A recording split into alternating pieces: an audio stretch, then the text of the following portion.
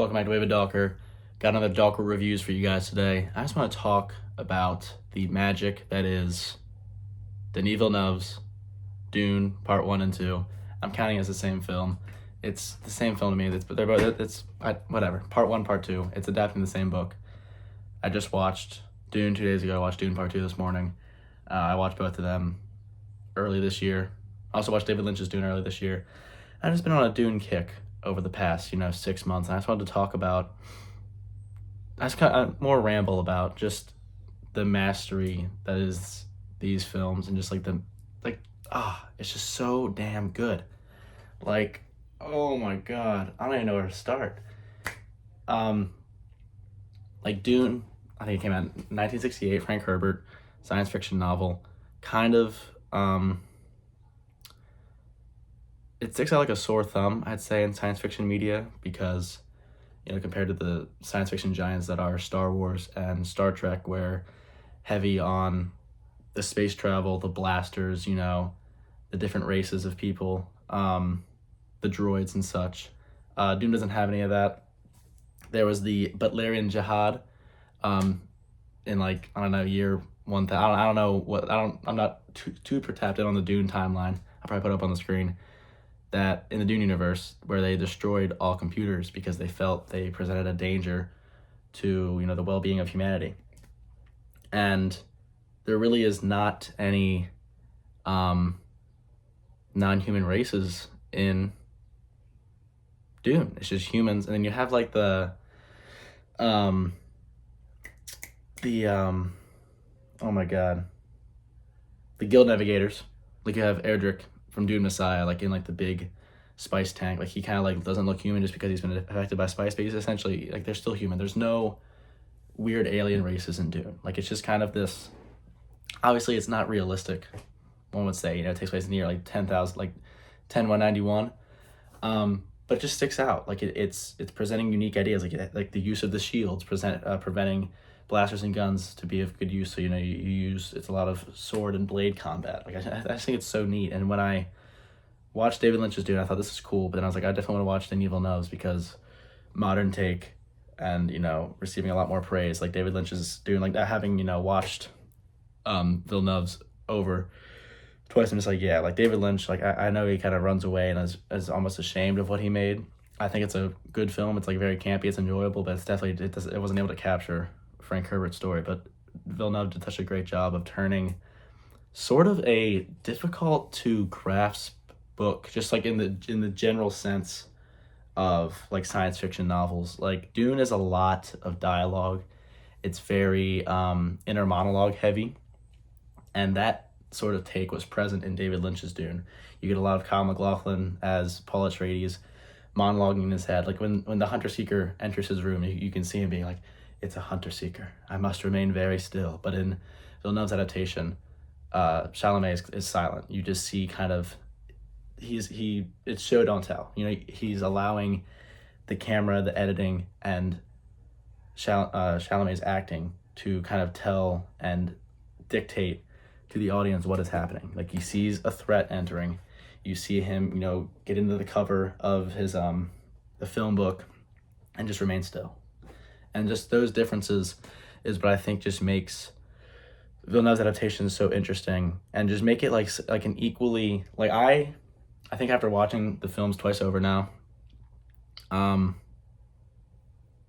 it's just fantastic. I honestly think it's up there as one of the better book adaptations or movie adaptations of a book. You have the Lord of the Rings series, you have Harry Potter, and Dune just does such a great job. And while Villeneuve does take liberties with the story, I'll talk about that later, but it's still, he's translating such a unique and kind of very out there story about the year 10,000 and interplanetary travel, talking about spice, melange, the Bene Gesserit, all of these insane concepts unique to the Dune universe. And he's making it easy to consume to the public. The fact that, well, I think they both made a $1 billion overall. I think Dune Part 2 made $600 million, and Part 1 made $350 million. So I think it's up in there, that billion range. And he's in talks of Dune Messiah is gonna be his next film. the fact that he was able to make a book like Dune into a digestible film, 2 films, is immensely impressive. And it's just what they're able to accomplish with these movies is so insane. Like Villeneuve's direction, the acting, the casting, like getting Timothée Chalamet, Zendaya, Rebecca Ferguson, Oscar Isaac, Stellan Skarsgård, Austin Butler, Dave Bautista, Florence Pugh, Christopher Walken.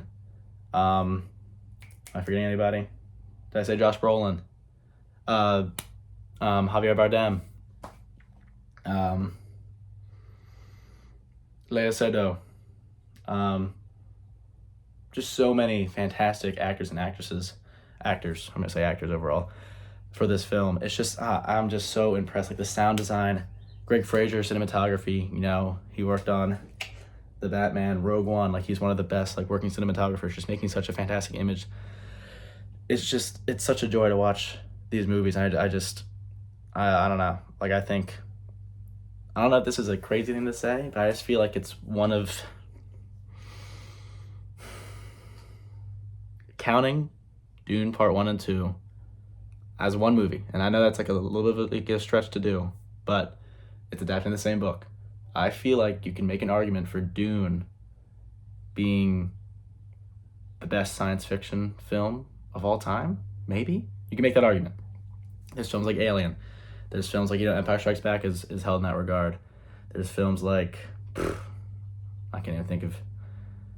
I don't know, maybe the J.J. Abrams Star Trek movie. I don't know. I don't know where the discussion starts with that, but having seen a lot of science fiction in my life, I'd say, and a lot of like the upper echelon. I mean, 2001: Space Odyssey, you could argue that's science fiction. That also that probably is the best science fiction film of all time.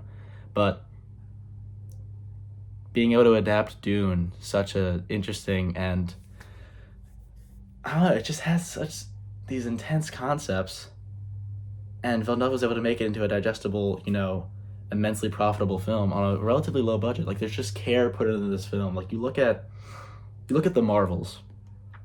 I know MCU, it's kind of like it's kicking somebody when they're down. They're in the best place right now. But you look at a film like the Marvels, that I'll put the budget up on the screen for the Marvels, and you look at a film like Dune Part 2, and just look at them visually, and like the visual storytelling, the computer, the CGI, the sound design, everything, like the effort put into these films, and just the difference between the two, it's just immense. And obviously, like Dune and like the story of Dune and the story of Captain Marvel isn't it's not nearly comparable, but it's just like a recent MCU entry, this big film franchise, and then the second part of a film adaptation of a book from the 60s.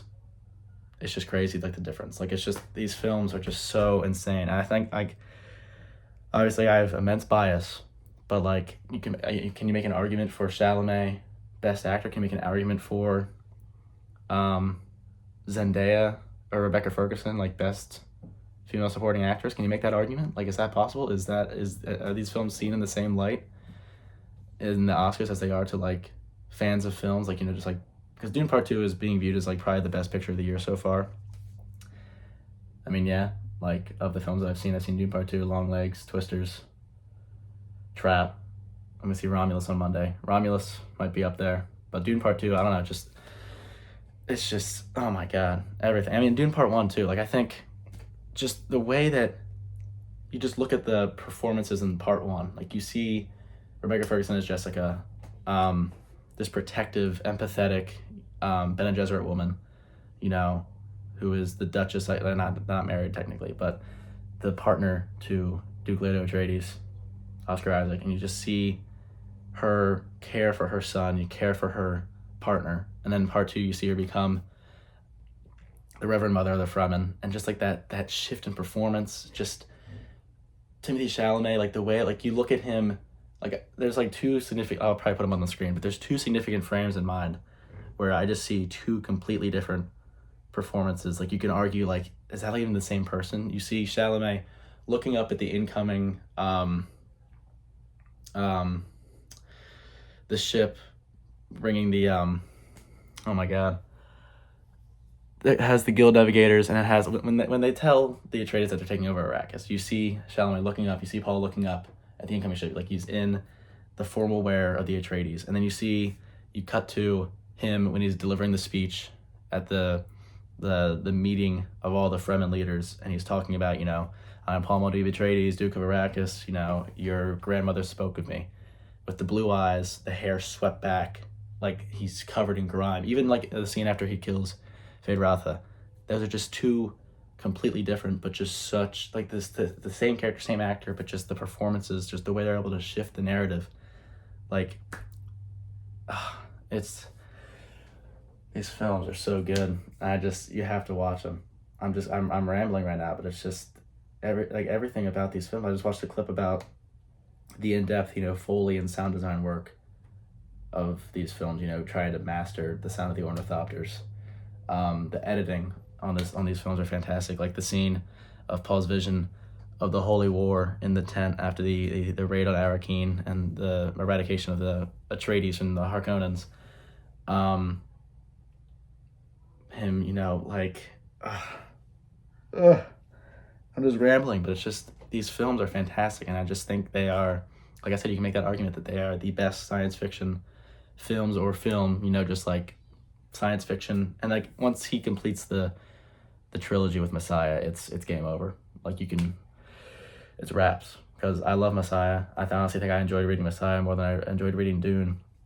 I was curious to see how Villeneuves makes Messiah, because Messiah is heavy on the conspiracy, heavy on the politics, heavy on the intense discussions. The way that he set up Alia, like in the book, Alia is born and present at Paul at the Emperor meeting and him killing Feyd-Rautha. So I'm curious to see how that works out. In the book, Chani is completely on the side of Paul and doesn't have any, isn't withholding anything. She is like, I understand what must be done. Jessica says, like, we'll be remembered as the wise. It does like that whole narrative. But Chani leaves Paul after he says that he'll marry Irulan. I'm just so excited. I mean, it's like 2026. I have to wait for Batman Part 2 or Batman 2, whatever, and then Dune Messiah. But man, like, these films are just, they're everything. They are just some of the best science fiction, like, blockbusters put to screen, I'd say. Like, in the last, 20 years, I think I've seen, 70% of, the blockbuster, big budget, these, the MCU, all, the DC movies, Dune. I feel like this is one of the better, arguably, the best blockbusters to come out in the last 20 years. It just has that immense scale, and you look at it and you can be this happened. You watch a movie like Interstellar, you watch a movie like 2001: A Space Odyssey, where it just has that care in the production, where it's I don't see this as a film, I see this as this is happening. I'm watching something. It's always the best when you're watching a film and you're just you're absorbed into the world, and you're I am a Fremen on Arrakis right now. I am watching Paul Atreides, make his claim to the throne. I'm watching this, and it's just, it's so good. It's the best. And just, like I said, the performances, the editing, the sound design, the direction, the cinematography, everything is just on point, and it just makes such a fantastic film. That's all I'm going to say. I just wanted to rant about that for a little bit. I like watching movies, and I like these movies a lot. So watch them. That's all I got to say. Peace out.